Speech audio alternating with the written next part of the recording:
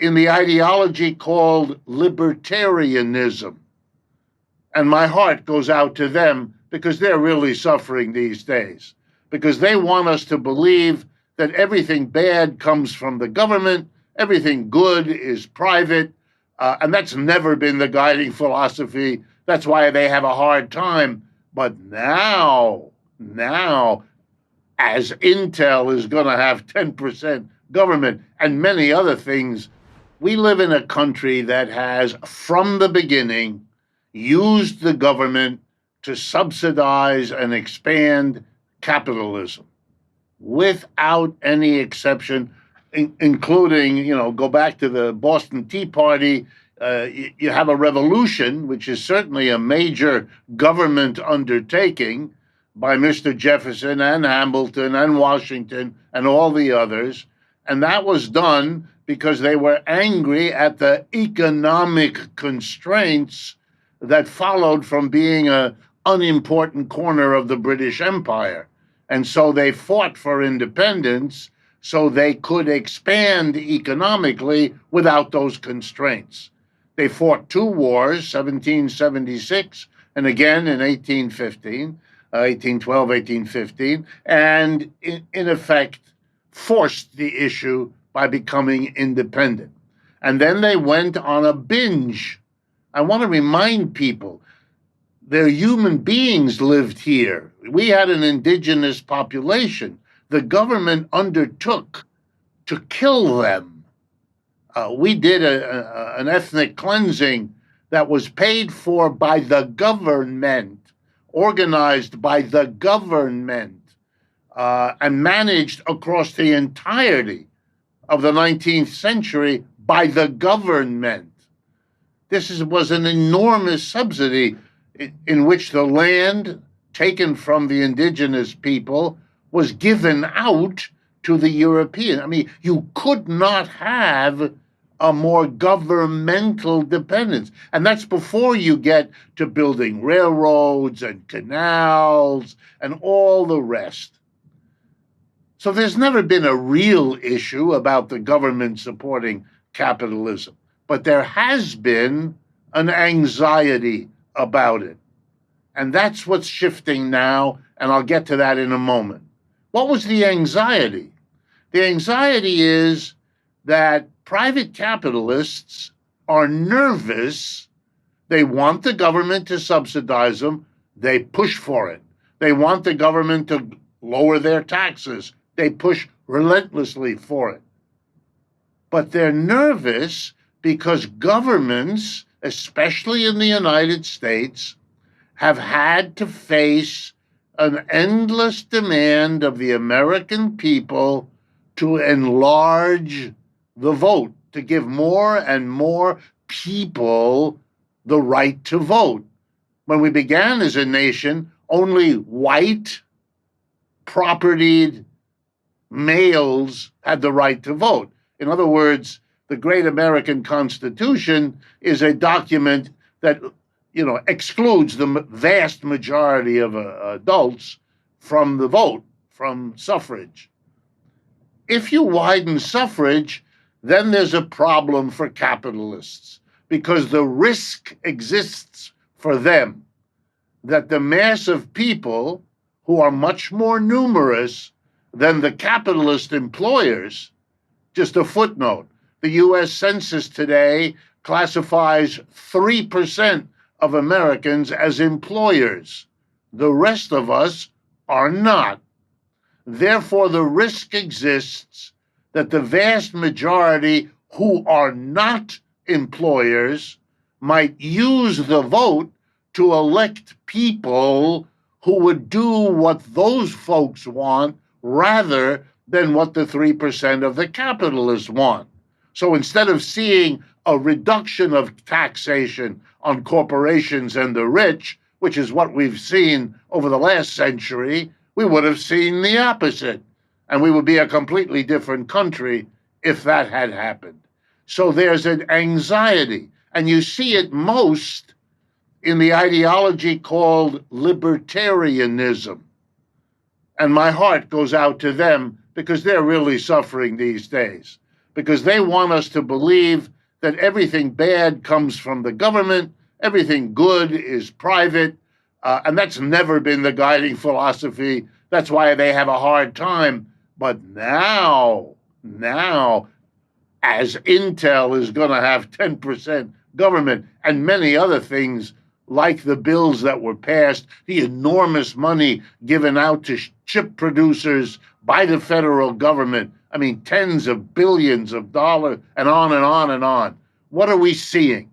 We're seeing the fact that modern American capitalism is in such bad shape that it can no longer bother with the ideology of neoliberalism, of libertarian, none of that. All of that is chucked right out the window, and the government is going to step in.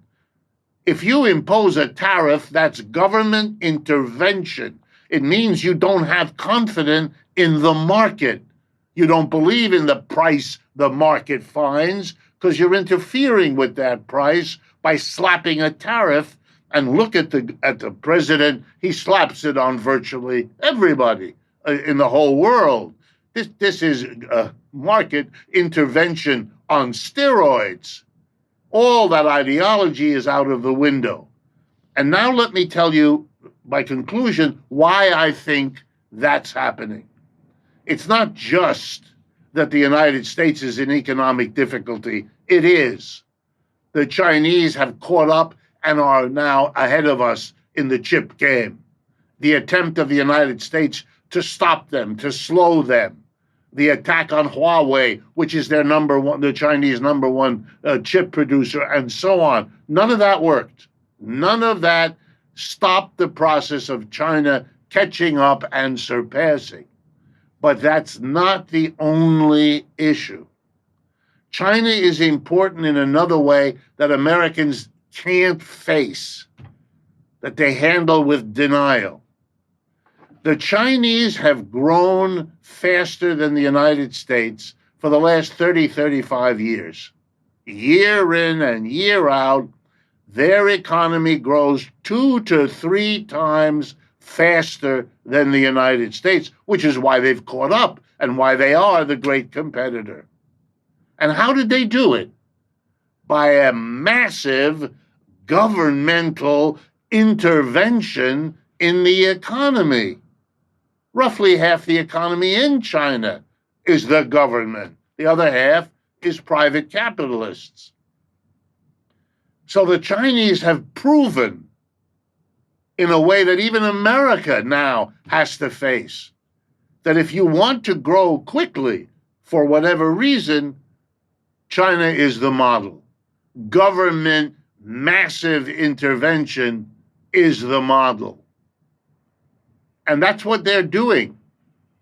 And the thing is, they can't possibly admit to the American people that the China presented as the great adversary is actually also the great model and the great thing to be followed.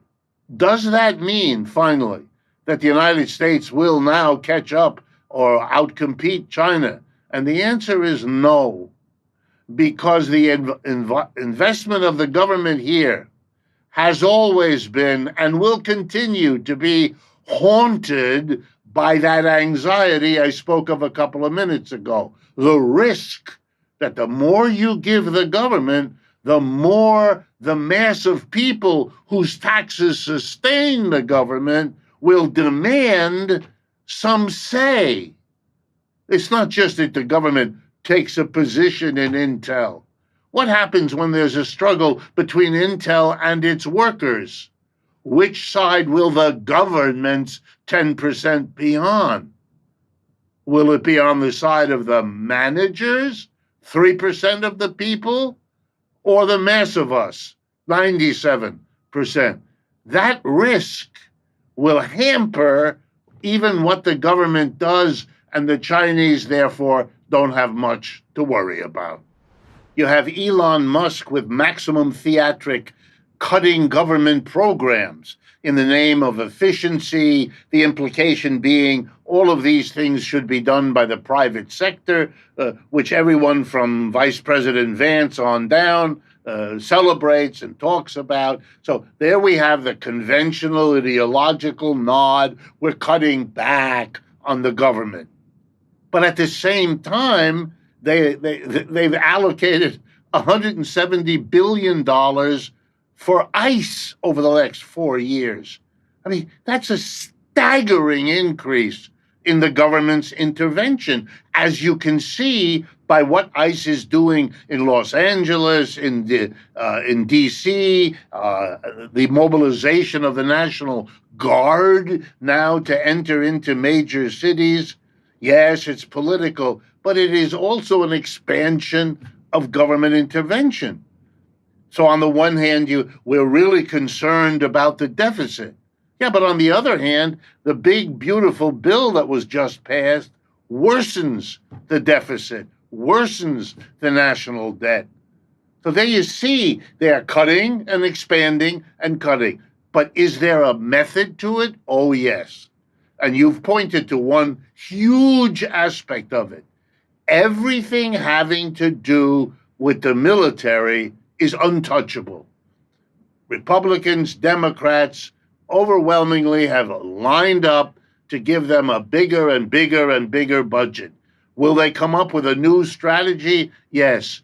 But I'm not much impressed with the new strategy, and I must tell you, because I really follow this, the whole world is amazed at the failure of the American military. The fact that it is short of ammunition to give to the Ukrainians, that it can't supply the Europeans who have let it go as well. They have been spending a lot of money, but they don't have much to show for it.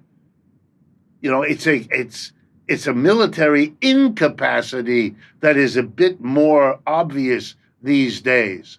And if they think that small-scale wars are not what's going to happen, it's all great power confrontation, well, most people in the world understand that the war in Ukraine was a great power confrontation.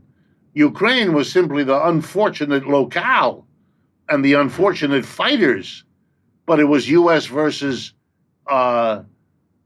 That's what everybody that I know understands, that that's what it has been from the beginning, and that's why it's winding down, because the United States realizes if you keep this up, your defeat will get bigger, not smaller, and therefore it's logical to be interested in a ceasefire and all the rest of it.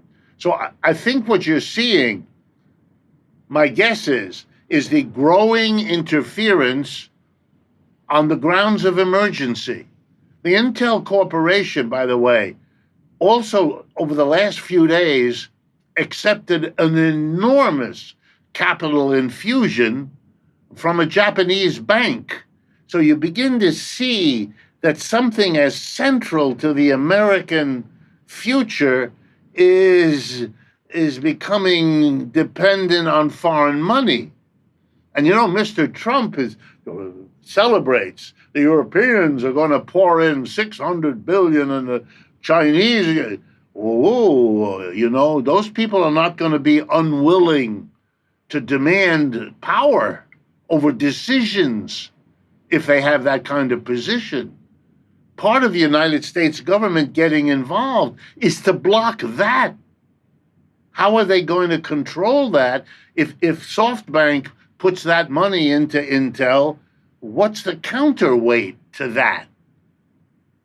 If the government doesn't step in, private capital isn't going to do it. No one has come forward. Intel had to go out, and Intel is crucial to America. All that noise about national security, if you actually care about that, Intel shareholders being a foreign bank ought to concern you a little bit. But they pretend it doesn't because they need somehow to keep the game going. But I do really think that these are signs and need to be understood, that these are signs of a declining system.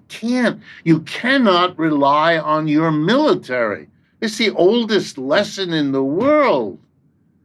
What are you going to be? The policeman who puts out the fire everywhere as it spreads?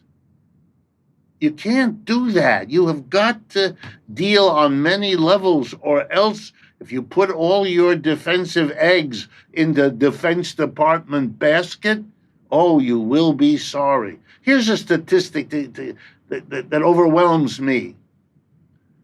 If you take the bottom half of the population in China and the bottom 50% here in the United States, the net worth, when you take in everything into account, the net worth of the average below 50% household in the United States is half of what it is in China. Let me do that again. The bottom half of the people of China have a net worth double that of the United States.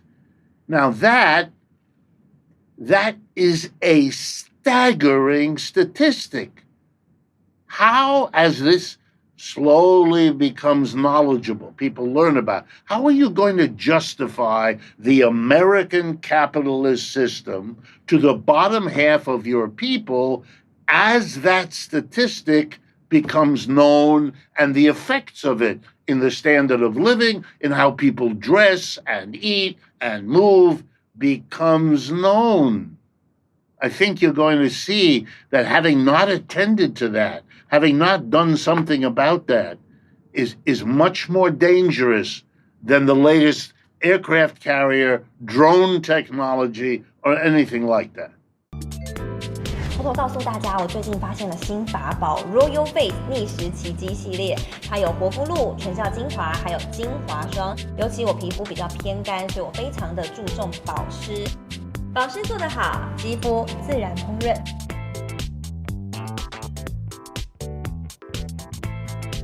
提亮肤色更年轻，抚平皱纹超有感，而且气色变好。用心保养，每天都更美一点。